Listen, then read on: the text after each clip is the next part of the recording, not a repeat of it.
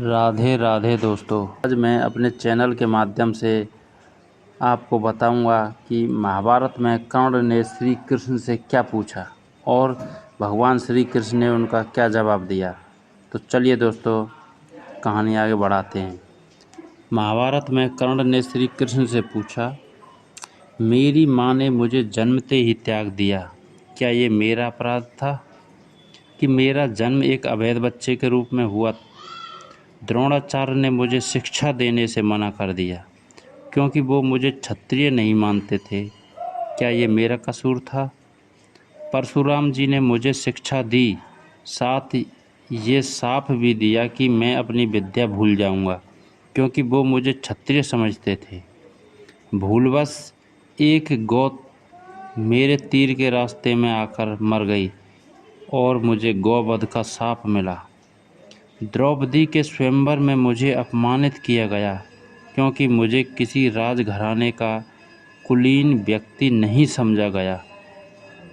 यहाँ तक कि मेरी माता कुंती ने भी मुझे अपना पुत्र होने का सच अपने दूसरे पुत्रों की रक्षा के लिए स्वीकारा।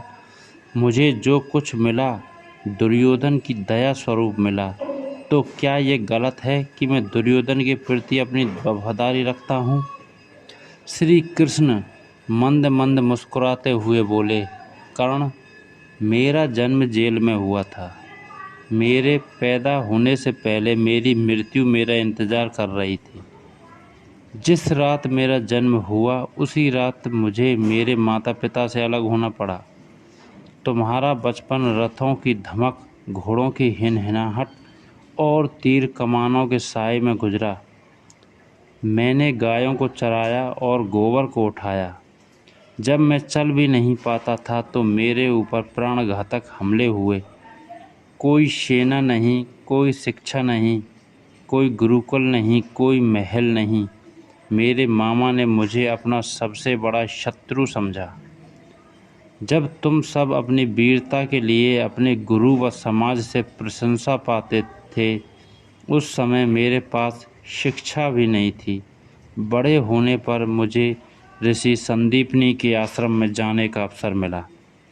तुम्हें अपनी पसंद की लड़की से विवाह का अवसर मिला। मुझे तो वो भी नहीं मिली जो मेरी आत्मा में बसती थी। मुझे बहुत से विवाह राजनीतिक कारणों से करने पड़े। जरासंध के प्रकोप के कारण मुझे अपने परिवार को यमुना से दूर ले जाकर समुद्र किनारे बसाना पड़ा और दुनिया ने मुझे कायर समझा। यदि दुर्योधन युद्ध जीत जाता तो विजय का श्रेय तुम्हें भी मिलता, लेकिन धर्मराज के युद्ध जीतने का श्रेय अर्जुन को मिला। मुझे कौरवों ने अपनी हार का उत्तरदायी समझा। हे कर्ण, किसी का भी जीवन चुनौतियों से रहित नहीं। सबके जीवन में सब कुछ ठीक नहीं होता। कुछ कमियां अगर दुर्योधन में थीं तो कुछ युधिष्ठिर में भी थी। सत्य क्या है और उचित क्या है, ये हम अपनी आत्मा की आवाज़ से स्वयं निर्धारित करते हैं। इस बात से कोई फर्क नहीं पड़ता कितनी बार हमारे साथ अन्याय होता है।